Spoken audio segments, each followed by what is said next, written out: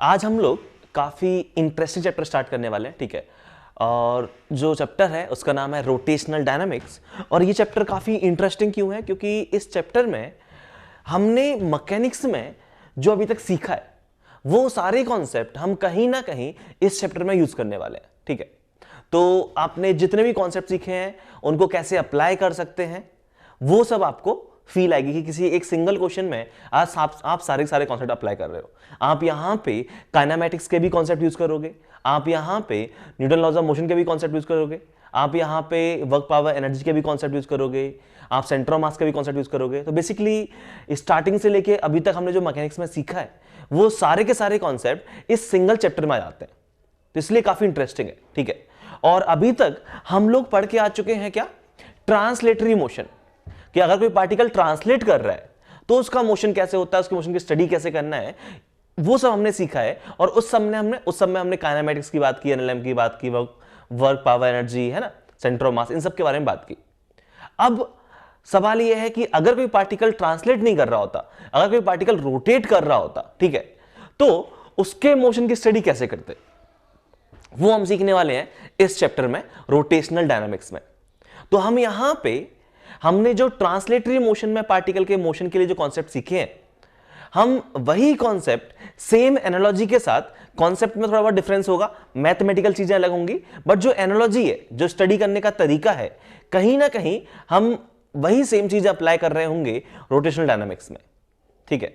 Exact same चीजें नहीं होंगी, डिफरेंस होगा काफी हद तक, लेकिन एनालॉजी जो होती है कि कैसे सोचना है, कैसे कॉन्सेप्ट को अप्लाई करना है, ठीक है, या जो वहां पे हमने सीखे हैं कॉन्सेप्ट कि पहले हमने काइनेमैटिक्स की बात की, फिर हमने एनएलएम की बात की, फोर्सेस के बारे में, फिर हमने वर्क एनर्जी के टर्म में स्टडी करना शुरू किया, तो उसी हम सीक्वेंस में यहां भी स्टडी करेंगे। तो rotational dynamics one of the important chapter है आईआईटी जेईई एडवांस के पॉइंट ऑफ व्यू से, और काफी इंटरेस्टिंग होता है, इसमें पढ़ने में बहुत मजा आता है, ठीक है। तो इसलिए थोड़ा कॉम्प्लिकेटेड भी होगा क्योंकि यहां पे सारे कॉन्सेप्ट हम लोग यूज कर रहे हैं, ठीक है। और यहां पे होगा क्या, जो पढ़ने का अपना स्ट्रक्चर है वो यही रहेगा कि पहले तो हम रोटेशनल डायनामिक्स की स्टडी करने के लिए कुछ बेसिक्स कॉन्सेप्ट्स होंगे वो सीखेंगे, जैसे कि मोमेंट ऑफ इनर्शिया, ठीक है। और जब बेसिक कॉन्सेप्ट सीख लेंगे उसके बाद हम प्रॉपर स्टडी करना स्टार्ट करेंगे। और हमें ट्रांसलेटरी मोशन आता है, तो ट्रांसलेटरी मोशन में जो हमने कॉन्सेप्ट सीखे हैं, जो एनालॉजी सीखी है, उसी एनालॉजी के हेल्प से हम रोटेशनल मोशन की स्टडी को कर पाएंगे, ठीक है, काफी इजीली तरीके से कर पाएंगे एक्चुअली। तो कहानी शुरू करते हैं, ठीक है। याद करो, हम लोगों ने जब ट्रांसलेटरी मोशन स्टार्ट किया था कि कोई पार्टिकल ट्रांसलेट कर रहा है, तो सबसे पहले हम लोग इनर्शिया की बात करते हैं, ठीक है। और इनर्शिया जो है, हम इनर्शिया को जो मेजर करते थे वो मास के थ्रू करते थे कि हमारे पास एक कार है, एक ट्रक है, ठीक है, कार रेस्ट पे, ट्रक रेस्ट पे। तो अगर मुझे कार की स्टेट चेंज करनी है तो मुझे ज्यादा फोर्स अप्लाई करना पड़ रहा था एज कंपेयर टू, कम फोर्स अप्लाई करना पड़ रहा था कार में, और ट्रक वाले केस में मुझे ज्यादा फोर्स अप्लाई करना पड़ रहा था। तो हम क्या बोलते थे कि ट्रक का जो इनर्शिया है, ट्रक जो रेस्ट पे रहना चाहता है, ठीक है, तो ट्रक का जो इनर्शिया है वो ज्यादा है एज कंपेयर टू कार। और ये हम किससे देखते थे? मास के थ्रू देखते थे। तो हम बेसिकली जो ट्रांसलेटरी मोशन होता है, तो अगर मैं ट्रांसलेशनल इनर्शिया की बात करूं तो मास उसका मेजर होता है, ठीक है। अगर मैं मास को बोलना चाहूं तो आप बोल सकते हो मेजर ऑफ ट्रांसलेशनल इनर्शिया। लेकिन अगर मुझे रोटेशनल इनर्शिया की बात करनी है, ठीक है, तो रोटेशनल इनर्शिया के लिए कौन सी फिजिकल क्वांटिटी के थ्रू आप चेक करोगे? तो यहां पे आप रोटेशनल इनर्शिया जो है वो आप चेक करते हो मोमेंट ऑफ इनर्शिया के थ्रू। तो ये एक बहुत ही बेसिक सा कॉन्सेप्ट है। पहले हम ये सीखेंगे कि किसी भी बॉडी के लिए मोमेंट ऑफ इनर्शिया क्या होता है, और एक बार जब हम लोग मोमेंट ऑफ इनर्शिया सीख जाएंगे उसके बाद हम लोग रोटेशनल मोशन की स्टडी करना स्टार्ट करेंगे। तो आज के लेक्चर में हम लोग मेनली मोमेंट ऑफ इनर्शिया के बारे में बात करने वाले हैं, ठीक है। तो जो हमारा चैप्टर है वो है rotational dynamics.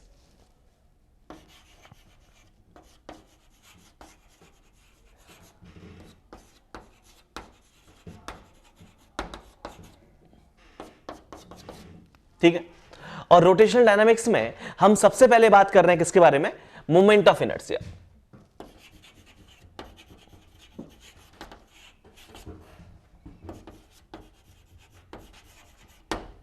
Moment of inertia को हम आई से रिप्रेजेंट करते हैं, और मोमेंट ऑफ इनर्शिया जो है वो क्या डिफाइन किया गया है? तो ये है basically measure of rotational inertia.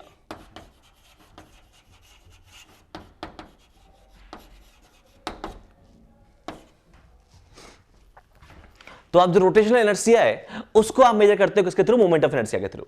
अगर किसी बॉडी का मोमेंट ऑफ इनर्शिया ज्यादा है तो उसका रोटेशनल इनर्शिया ज्यादा है, अगर मोमेंट ऑफ इनर्शिया कम है तो उस बॉडी का रोटेशनल इनर्शिया कम है। ठीक है, तो कैसे निकालते हैं मोमेंट ऑफ इनर्शिया? तो वो हम क्या करने वाले, हम बात करेंगे सबसे पहले कि अगर हमारे पास एक सिंगल पार्टिकल होता तो उसका हम मोमेंट ऑफ इनर्शिया कैसे निकालते हो। फिर हम लोग बात करेंगे कि अगर हमारे पास ऐसे सिस्टम ऑफ सिंगल पार्टिकल्स होते तो कैसे निकालते। और ये जो पार्टिकल है पॉइंट पार्टिकल है, ठीक है, या रिजिड बॉडीज है। और देन हम बात करना स्टार्ट करेंगे किसके बारे में? कंटिन्यूअस मास बॉडी के बारे में। तो जैसे हमने सेंटर ऑफ मास निकालना सीखा था, काफी हद तक उसी तरीके से हम मोमेंट ऑफ इनर्शिया निकालेंगे। ठीक है, तो मोमेंट ऑफ इनर्शिया में सबसे पहले मैं जानना चाहूंगा moment of inertia of a single particle, या मोमेंट ऑफ इनर्शिया आपने क्या डिफाइन किया है, जरा पहले उसकी थोड़ी फील ले लेते हैं, फिर हम लोग आगे बढ़ेंगे। तो moment of inertia of single particle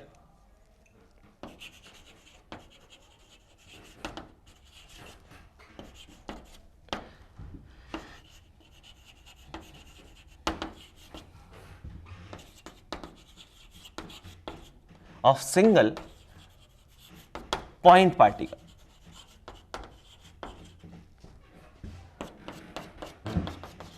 अगर हमारे पास एक पॉइंट पार्टिकल है जिसका मास है m, ठीक है, और ये है हमारी एक एक्सिस, जिस एक्सिस के अबाउट ये पार्टिकल क्या कर रहा है?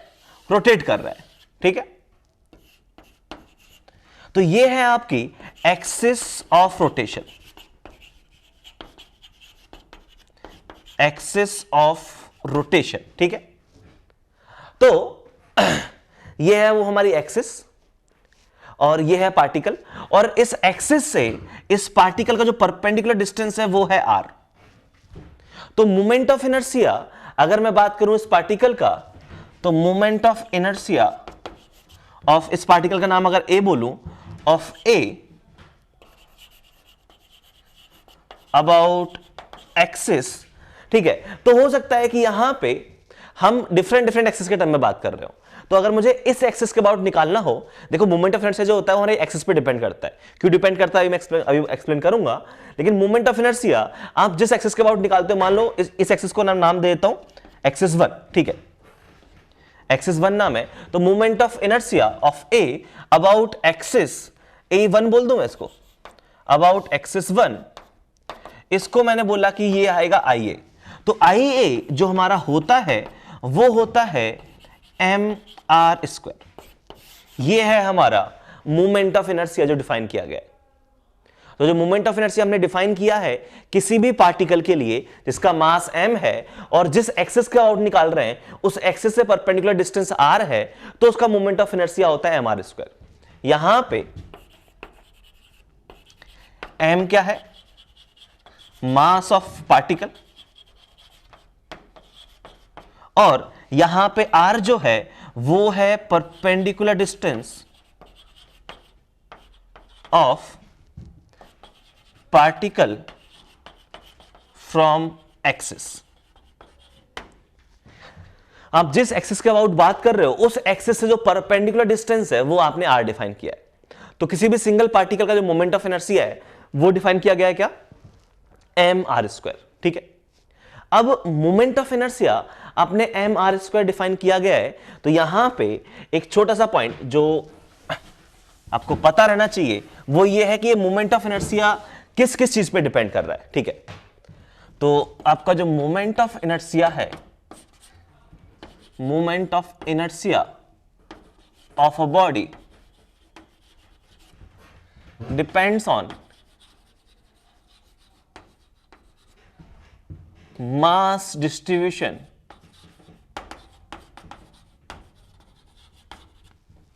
ठीक है, किस पे डिपेंड कर रहा है अपना? ये अपना डिपेंड कर रहा है mass distribution of body about axis. आप जिस एक्सिस के अबाउट मोमेंट ऑफ इनर्शिया निकाल रहे हो उस एक्सिस के अबाउट आपका मास डिस्ट्रीब्यूशन कैसा है। मतलब आप इसको ऐसे समझ सकते हो कि मास डिस्ट्रीब्यूशन पे डिपेंड कर रहा है। मतलब किस पे डिपेंड कर रहा है, मतलब ये आपका डिपेंड कर रहा है, it depends on first point. Mass distribution किस चीज पे डिपेंड करता है, आपकी मास डेंसिटी पे डिपेंड करता है, तो ये आपका डिपेंड करेगा मास डेंसिटी पे। सेकंड, ये आपका डिपेंड करता है, मैं अगर मास डिस्ट्रीब्यूशन की बात कर रहा हूं तो मास डिस्ट्रीब्यूशन ये डिपेंड करेगा शेप और साइज पे भी डिपेंड करेगा, ठीक है। तो मास डेंसिटी पे भी डिपेंड कर रहा है और ये आपका भी डिपेंड कर रहा है शेप या साइज। और सिंस हम ये मास डिस्ट्रीब्यूशन अबाउट एक्सिस की बात कर रहे हैं तो आपका ये एक्सिस ऑफ रोटेशन जो है, ठीक है, उस पर भी डिपेंड करेगा कि आप किस एक्सिस के बारे में बात कर रहे हो। या आप ऐसे बोल दो कि position of axis of rotation, कि आपकी एक्सिस ये वाली है या आपकी एक्सिस ये वाली है। आप किस एक्सिस के अबाउट मोमेंट ऑफ इनर्शिया की बात कर रहे हो वो है, ठीक है। तो हमारा मोमेंट ऑफ इनर्शिया हमने क्या डिफाइन किया किसी सिंगल पार्टिकल के लिए, mr²। और ये डिपेंड करता है आपका मास डेंसिटी पे डिपेंड कर रहा है, या आपका डिपेंड करेगा शेप और साइज पे, और ये आपका डिपेंड करेगा एक्सिस ऑफ रोटेशन पे, ठीक है। कैसे डिपेंड कर रहा है मास डेंसिटी पे, कैसे डिपेंड कर रहा है शेप और साइज पे, कैसे डिपेंड कर रहा है एक्सिस पे, ये सारे पॉइंट्स मैं अभी धीरे धीरे एक्सप्लेन कर रहा हूं, ठीक है।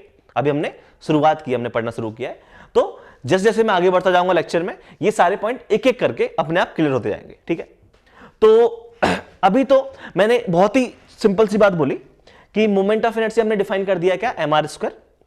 और मोमेंट ऑफ इनर्शिया क्या है, ये है हमारा मेजर ऑफ रोटेशनल इनर्शिया, कि अगर कोई पार्टिकल रोटेशनल मोशन में है, आपका उसका ओमेगा चेंज करना चाहते हो, तो ओमेगा चेंज करने में जो रेसिस्टेंस आपको फील होगा, ठीक है, दैट इज आपका इनर्शिया। तो रोटेशनल इनर्शिया का जो मेजर है वो आपका मोमेंट ऑफ इनर्शिया है।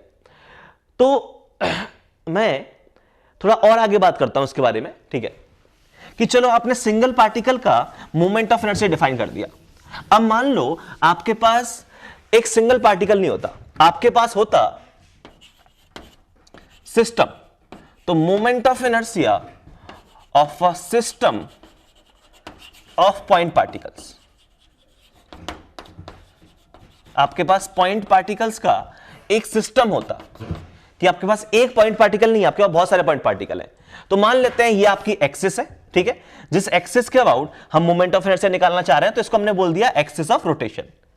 यहां पे ये है हमारा पार्टिकल 1 मास m1, ये परपेंडिकुलर डिस्टेंस r1।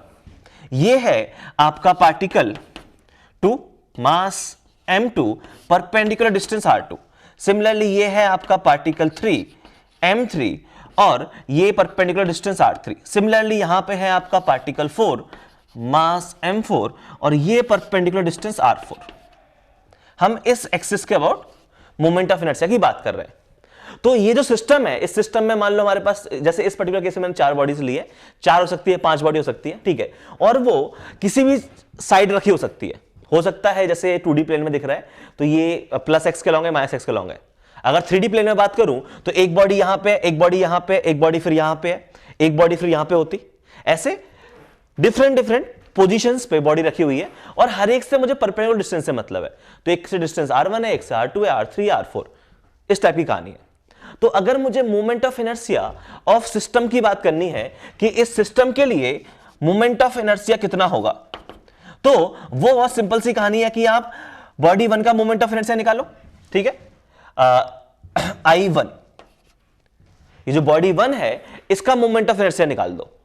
और आप किस एक्सिस के अबाउट निकाल रहे हो, आप इस एक्सिस के अबाउट बात कर रहे हो, तो इस बॉडी 1 का moment of inertia about this axis निकाल दिया आपने। सिमिलरली ये जो आपकी बॉडी 2 है इसका मोमेंट ऑफ इनर्शिया निकाल दो। सिमिलरली ये जो बॉडी 3 है उसका moment of inertia, similarly body 4, जितनी भी बॉडी हैं सबका मोमेंट ऑफ इनर्शिया निकाल के आप उनको डायरेक्टली ऐड कर दो। और शायद ये चीज देख के समझ में आ गई होगी कि mr² is a scalar quantity. Moment of inertia कैसा है, स्केलर क्वांटिटी है, r का स्क्वायर कर रहे हैं और m से मल्टीप्लाई कर रहे हैं, तीनों चीज स्केलर है। तो मोमेंट ऑफ इनर्शिया हमारी स्केलर क्वांटिटी डायरेक्टली ऐड कर सकते हैं, इसमें कोई डाउट नहीं है। तो मोमेंट ऑफ इनर्शिया का मुझे सिस्टम का निकालना होता तो क्या लिखता मैं, ये बॉडी 1 का होता m1r1², बॉडी 2 का होता m2r2², बॉडी 3 का होता m3 r3 स्क्वायर, ऐसे ही बॉडी 4 का होता m4 r4 square and so on. जितनी बॉडी है सबका मोमेंट ऑफ इनर्शिया आप इस तरीके से निकाल सकते थे। तो ये है आपका किसी भी सिस्टम का मोमेंट ऑफ इनर्शिया निकालने का तरीका। और हमारे सिस्टम में सारे पार्टिकल कैसे हैं? पॉइंट पार्टिकल्स हैं। इसी चीज को अगर आप और बेटर तरीके से लिखना चाहो मैथमेटिकली, तो आई सिस्टम जो है उसको आप डिफाइन कर सकते हो, ये क्या है? आपने सबका मोमेंट ऑफ इनर्शिया का सम कर दिया, M I R I square, sigma M I R I square, ये हो जाएगा आपका moment of inertia of system. जिस एक्सिस के अबाउट पूछा गया है उस एक्सिस के अबाउट आप बॉडी 1 का मोमेंट ऑफ इनर्शिया निकालो, बॉडी 2 का निकालो, बॉडी 3 का निकालो, सबको स्केलर सम के थ्रू ऐड कर दो। बहुत सिंपल है मोमेंट ऑफ इनर्शिया सिस्टम का निकालना। मैं आपको कुछ एग्जांपल्स देता हूं, ठीक है, और उसके थ्रू ये चीज आपको क्लियर होगी कि मोमेंट ऑफ इनर्शिया हम निकाल कैसे रहे, ठीक है। और यहां पे मैं क्या सिखाने की कोशिश कर रहा हूं? मैं यहां पे सिखाने की कोशिश कर रहा हूं कि how to calculate moment of inertia, ठीक है। तो जैसे कि मान लो आपके पास एक सिस्टम गिवन होता और इस सिस्टम में ये कुछ 3-4 बॉडी रख लेते हैं। मान लेते हैं एक बॉडी ये है, एक बॉडी ये है, एक बॉडी ये है, एक बॉडी ये है, एक स्क्वायर है, स्क्वायर के वर्टेक्स पे ये सारी बॉडी रखी हुई है। और डिस्टेंस कितना है? ये डिस्टेंस को मैंने बोल दिया L, इसको भी L बोल दिया, इसको भी L बोल दिया, इसको भी L बोल दिया। हर एक का मास कैसा है? M है, ठीक है। बॉडीज के नाम रख देते हैं, इसका नाम A है, इसका नाम B है, इसका नाम C है, इसका नाम D है, कोई दिक्कत नहीं है। अब ये हमारे पास सिस्टम है। अब इस सिस्टम में यहां पे हमें मोमेंट ऑफ इनर्शिया निकालने को बोला जाता, ठीक है। तो मान लेते हैं जैसे ये चारों बॉडीज को हमने कनेक्ट करके रखा होता है, किससे? एक मासलेस रॉड से कनेक्ट करके रखा होता।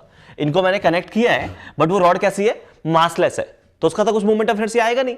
जिस बॉडी का मास ही 0 है उसका मोमेंट ऑफ इनर्शिया 0। तो अब मैं यहां पे ये 4 बॉडी है, इस सिस्टम को मैं कैसे घुमा सकता हूं? इस सिस्टम को मैं इस एक्सिस के अबाउट घुमा सकता हूं, मानते हो कि नहीं? ये एक्सिस होती, इसके अबाउट ऐसे घुमा सकता था मैं।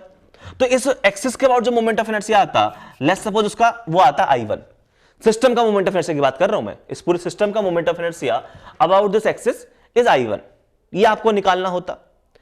सिमिलरली घुमाने का तरीका तो ये भी हो सकता है कि आप इस एक्सिस के अबाउट घुमा दो, आप इस एक्सिस के अबाउट पकड़ के ऐसे घुमा दो पूरी बॉडी को, तो इसके अबाउट भी मोमेंट ऑफ इनर्शिया निकाल सकते हो, ठीक है।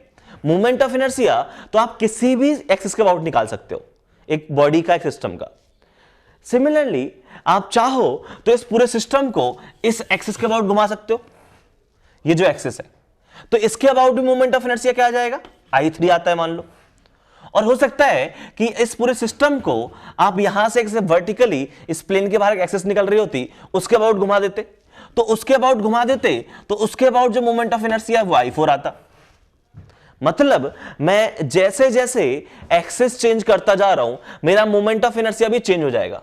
ये I1 आ रहा है, ये I2 आ रहा है, ये I3 आ रहा है, I4 आ रहा है। अब निकालते हैं क्या वैल्यू है I1, I2 और I3 की, ठीक है। हमसे क्वेश्चन में यही पूछा जाएगा, find moment of inertia of system about axis 1, about axis 2, about axis 3, about axis 4। तो बेसिकली आपसे I1, I2, I3 यही पूछेंगे, ठीक है। तो कैसे निकालेंगे मोमेंट ऑफ इनर्शिया? तो आप बोलोगे बहुत सिंपल सी कहानी है। लेट्स सपोज मुझे I1 निकालना होता, तो I1 क्या होता कि इस एक्सिस के अबाउट पूरे सिस्टम का मोमेंट ऑफ इनर्शिया। तो आप क्या करोगे? आप बॉडी A का मोमेंट ऑफ इनर्शिया निकालोगे, बॉडी B का निकालोगे, बॉडी C का निकालोगे और बॉडी D का निकालोगे। किसके अबाउट? इस एक्सिस के अबाउट।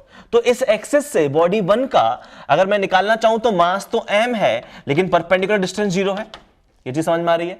सिमिलरली इस बॉडी का मास तो m है लेकिन परपेंडिकुलर डिस्टेंस 0 हो गया इस एक्सिस के अबाउट, ठीक है। और अगर मैं बात करूं किसका? C, तो बॉडी C के लिए परपेंडिकुलर डिस्टेंस इस एक्सिस से कितना है? तो वो है परपेंडिकुलर डिस्टेंस L। तो जो I3 हो जाता, IC जो हो जाता, वो आ जाता m into L square. Similarly इस बॉडी D का परपेंडिकुलर डिस्टेंस कितना है? L है, तो m इंटू L स्क्वायर। तो इस तरीके से हम मोमेंट ऑफ इनर्शिया निकालते इस सिस्टम का अबाउट एक्सिस 1, और क्या होता वो? तो वो आ जाता हमारा 2mL स्क्वायर। ये है moment of inertia of system about axis 1। Similarly आपसे पूछा जाता कि ये बताओ I2 इस एक्सिस के अबाउट बताओ, तो इस एक्सिस के अबाउट मोमेंट ऑफ इनर्शिया निकालते, तो फिर आप फिर से वही करते, moment of inertia body 1 plus body C, body A, body B, body C and body D.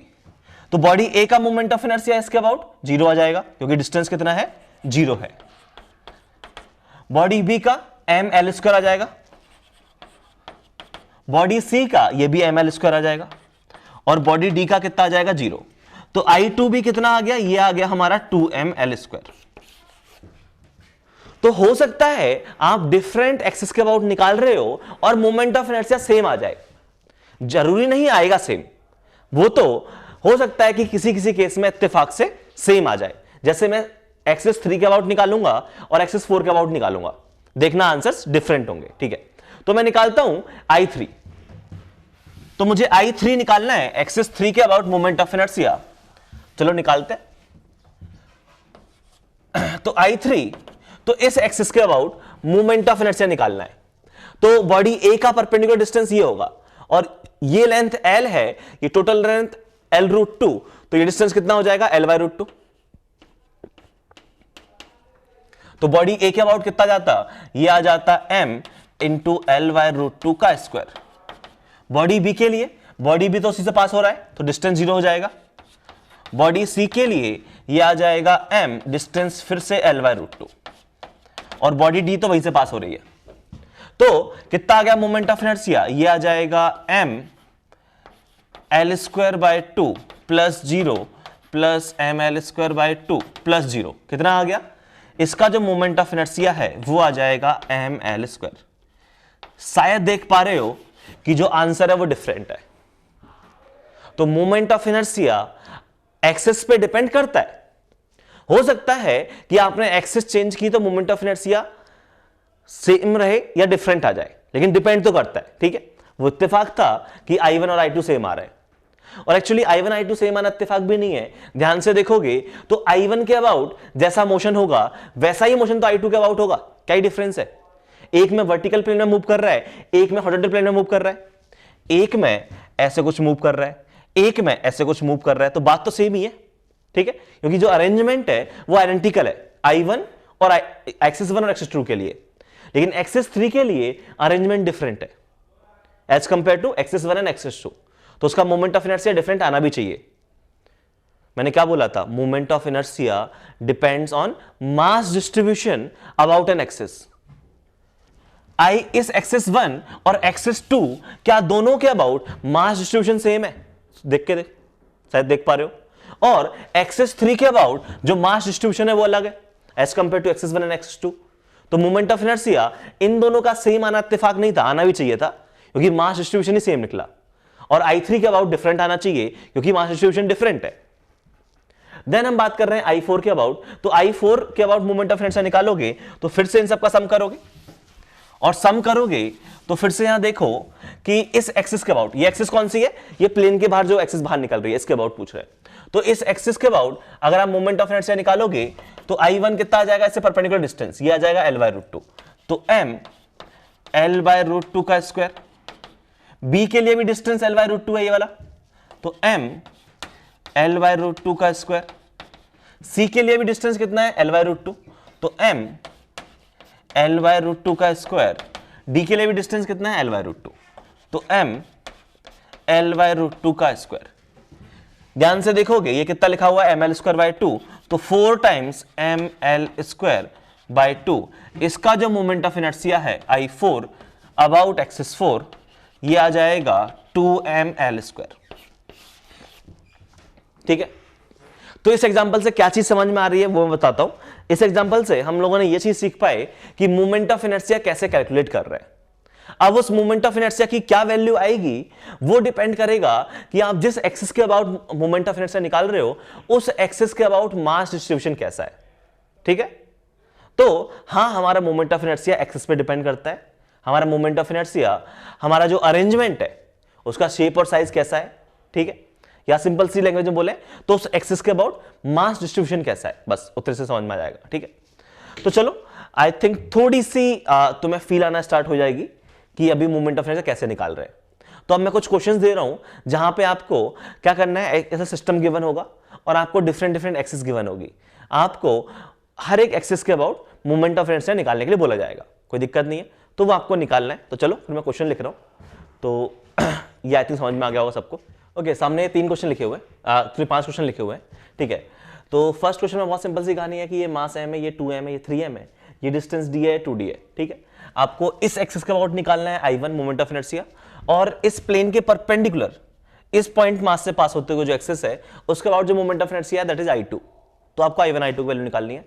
यहाँ पे क्या है कि ये 4 मास है, इक्वल मास है, और ये डिस्टेंस d है, d है, d है, d है, ठीक है, एक स्क्वायर के वर्टेक्स पे रखे हुए, और इस एक्सिस के about moment of inertia I1 है, इस एक्सिस के about moment of inertia I2 है, इस एक्सिस के about moment of inertia I3 है, और इस एक्सिस के about moment of inertia I4 है, कोई दिक्कत नहीं है। सिमिलरली ये हमारे पास एक रेगुलर हेक्सागोन है, रेगुलर हेक्सागोन में हर एक साइड d है, ठीक है, हर एक मास जो वर्टेक्स पे रखा हुआ है वो m है।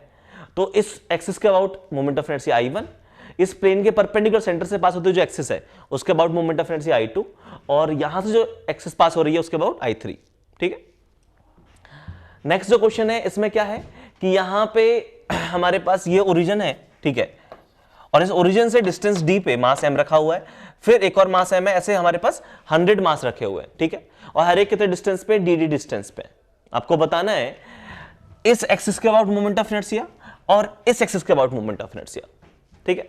सिमिलरली यहां पे देखोगे तो यहां पे भी x एक्सिस और y एक्सिस पे क्या बोला गया, x एक्सिस पे मास रखा हुआ है m, 2m, 3m, 4m up to 100m, ऐसे 100 मास रखे हुए, हर एक के बीच डिस्टेंस कितना है, a डिस्टेंस है, डिस्टेंस a d नहीं है, इस बार d a डिस्टेंस है, और y एक्सिस के अबाउट जो moment of inertia that is I1। तो आपको वो मोमेंट ऑफ इनर्शिया बताना है, ठीक है। 5 क्वेश्चन है, सॉल्व करने का टाइम मिलेगा 10 मिनट, फटाफट सॉल्व करो। चलो देखते हैं।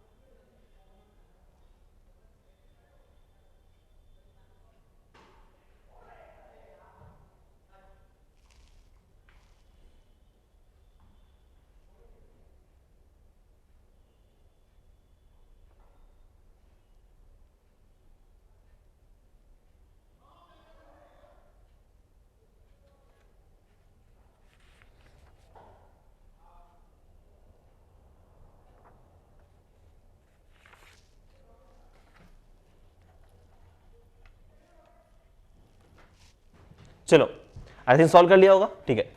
तो करना क्या है, यहां पे आप इसके अबाउट निकालोगे मोमेंट ऑफ इनर्शिया I1, तो I1 जो है अगर मैं इनको नाम देना चाहूं तो इसका नाम A है, इसका नाम B है, इसका नाम C है।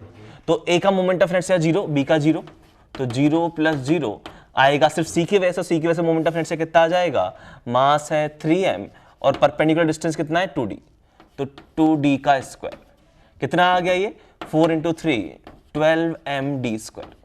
ये है हमारा I1 की वैल्यू, कोई दिक्कत नहीं है। ऐसे ही मैं I2 निकालना चाहूंगा तो I2 निकालूंगा, तो I2 के लिए मोमेंट ऑफ इनर्शिया आप A का देखोगे तो A से परपेंडिकुलर डिस्टेंस क्या होगा, ये होगा, और ये 2d है, ये डिस्टेंस d है, तो ये कितना हो जाएगा √5d, तो ये आ जाएगा m × d²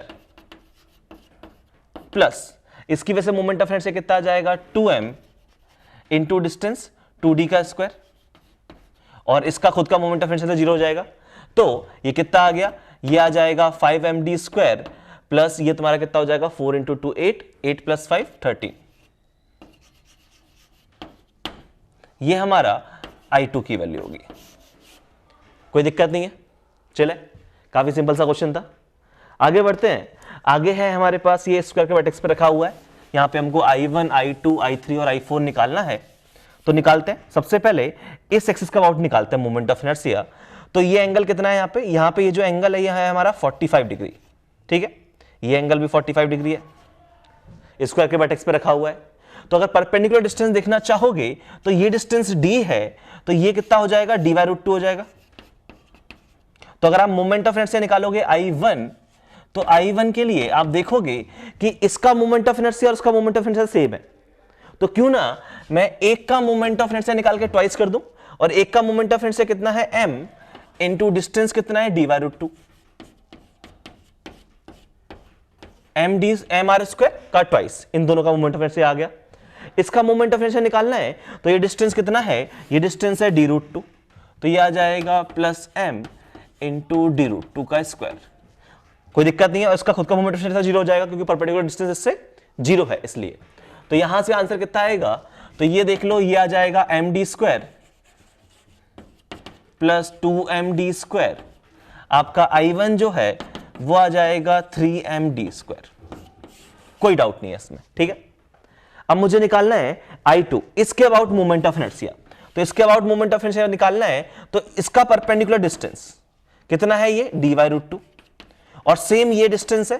तो अगर मुझे I2 निकालना है तो क्यों ना मैं एक का निकाल के डबल कर दूं, तो एक का निकालूंगा तो m into D square m, और ये d कितना है d/√2 का स्क्वायर, तो कितना आ जाएगा md स्क्वायर।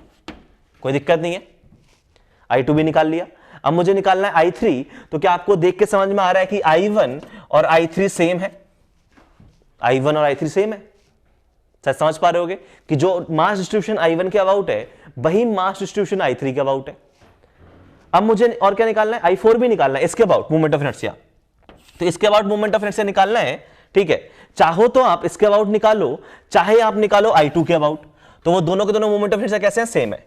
तो आपने जो I2 के अबाउट निकाला है वही आपका किसके अबाउट आएगा, I4 के अबाउट, वही आपका I4 की वैल्यू भी आएगी। तो एक्सिस 1 और एक्सिस 3 के about moment of inertia same है, एक्सिस 2 और एक्सिस 4 के about moment of inertia same है। क्यों, क्योंकि मास डिस्ट्रीब्यूशन सेम है। समझ में आया, कोई दिक्कत नहीं है।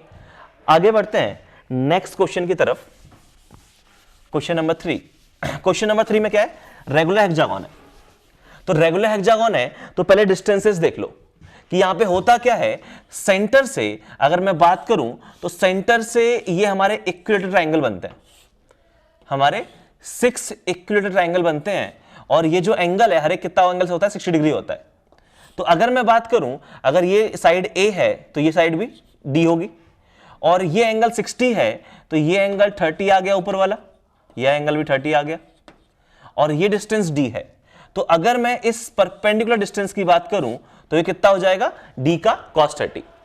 अब मुझे निकालना किसके अबाउट है, मुझे I1 के अबाउट बात करनी है। तो अगर मुझे I1 निकालना है तो I1 इन दोनों का मोमेंट ऑफ इनर्शिया जीरो हो जाएगा, इन दोनों का कोई मतलब नहीं है। इन दोनों का मोमेंट ऑफ इनर्शिया सेम आएगा, तो किसी एक का निकाल के ट्वाइस कर दूं, तो किसी एक का निकाल के ट्वाइस कर देंगे। एक का निकाल लेते हैं, इस वाले का, तो इसका मोमेंट ऑफ इनर्शिया कितना है m, और d डिस्टेंस कितना है, तो ये है d का cos 30 d√3/2। कोई दिक्कत नहीं है, प्लस इन दोनों का मोमेंट ऑफ इनर्शिया फिर से सेम आएगा इस एक्सिस के अबाउट। तो क्या करें, किसी एक का निकाल के ट्वाइस कर देंगे, और एक का निकालते हैं तो इसका निकाल लेते हैं। डिस्टेंस कितना है, ये है d√3/2। सिमिलरली ये डिस्टेंस भी d√3/2 है, तो ये टोटल डिस्टेंस कितना आ गया, ये टोटल डिस्टेंस जो है वो आ जाएगा d√3। तो ये आ जाएगा m इंटू d√3 का स्क्वायर। कोई दिक्कत नहीं है, ध्यान से देखो, ये हमारा कितना हो जाएगा, ये हो जाएगा कितना md स्क्वायर, तो 3md स्क्वायर बाई 2, तो 3md स्क्वायर बाई 2, और वो कितना हो जाएगा, वो हो जाएगा 6md स्क्वायर। कोई दिक्कत नहीं है। तो ये तुम्हारा कितना आ गया, 12 + 3 15 md स्क्वायर बाई 2। ये हमारा I1 की वैल्यू है, इसमें कोई इश्यू नहीं है। अब हम लोग बात कर रहे हैं I2। तो I2 क्या है, ये जो सेंटर है इसके about moment of inertia.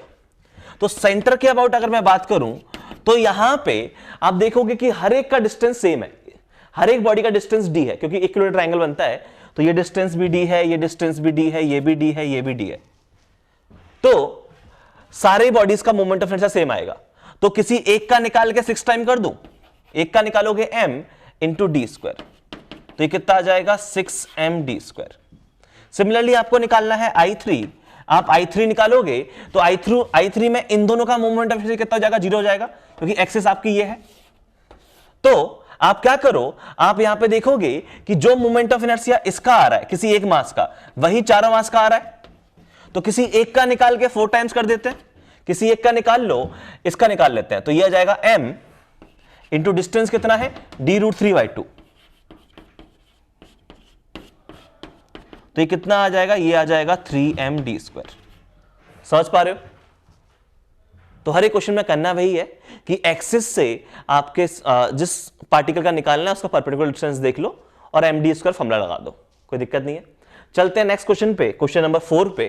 Question number 4 में आपका सीरीज बनेगी r² वाली, और क्वेश्चन नंबर 5 में आपकी r³ की सीरीज बनेगी, ठीक है। तो क्वेश्चन नंबर 4 में बात करते हैं, अगर आपको निकालना है I2, तो I2 तो आप देख के समझ पा रहे हो 0 होगा, राइट? यहीं से x एक्सिस के अबाउट मोमेंट ऑफ इनर्शिया निकालोगे 0 आएगा, क्योंकि हर एक से डिस्टेंस 0 है, क्योंकि हर एक पार्टिकल उसी एक्सिस पे रखा हुआ है। लेकिन I1 निकालोगे, तो I1 क्या निकालोगे, तो यह आ जाएगा आपका m into a² plus m into 2a² plus m into 3a² plus m into 4a², यही चल रहा है, ठीक है। अच्छा, डिस्टेंस कितना है, d बोला गया है, चलो मैंने डिस्टेंस a लिख लिया है, a लिखो d लिखो क्या फर्क पड़ता है, ठीक है।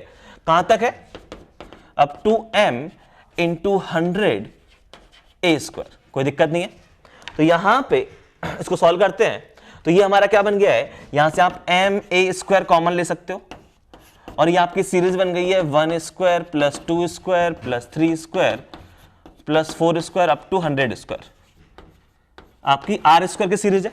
और r² का सम क्या होता है, तो यह आ जाएगा ma², सम होता है n इंटू n+1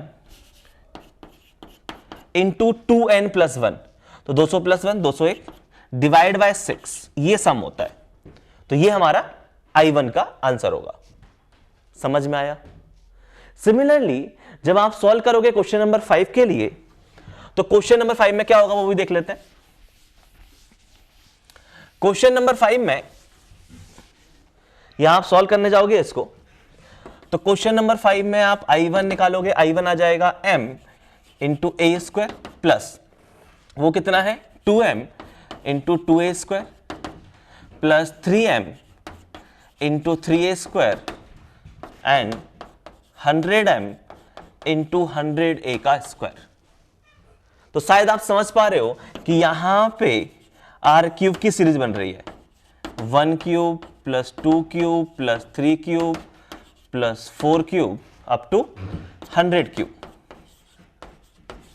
तो इसका फॉर्मूला क्या होता है समेशन का, इसका फॉर्मूला होता है ma² n into n+1 bye 2 इसका स्क्वायर, ये फॉर्मूला होता है। तो ये आ जाएगा हमारा I1 की वैल्यू। तो आई थिंक आप अभी तक चाहे एक सिंगल पॉइंट पार्टिकल की बात करो, चाहे आप सिस्टम ऑफ पॉइंट पार्टिकल्स की बात करो, उसका मोमेंट ऑफ इनर्शिया आप निकालने में बहुत कंफर्टेबल हो, कोई दिक्कत नहीं है। अब हम लोग बात करेंगे कि अगर हमारे पास पॉइंट पार्टिकल नहीं होता, हमारे पास एक कंटिन्यूअस मास सिस्टम होता, ठीक है, या हमारे पास एक कंटिन्यूअस मास सिस्टम की बॉडी होती, जैसे अपने पास मान लो आपके पास स्फेयर होता, राइट, या फिर आपका हो सकता है कि कोन होता या डिस्क होती, रिंग होती, इन सब का मोमेंट ऑफ इनर्शिया कैसे निकालेंगे उसके बारे में बात करेंगे अगर पॉइंट पार्टिकल नहीं हुआ तो। और देन हम लोग बात करेंगे कि जो रिजिड बॉडी है, अभी हम निकालेंगे कंटिन्यूअस मास सिस्टम का मोमेंट ऑफ इनर्शिया, और उसके बाद हम निकालेंगे system of continuous mass system, ठीक है। तो हम उसके बारे में बात करेंगे, तो पहले इसको हटा देते हैं, ठीक है, फिर आगे बात करते हैं।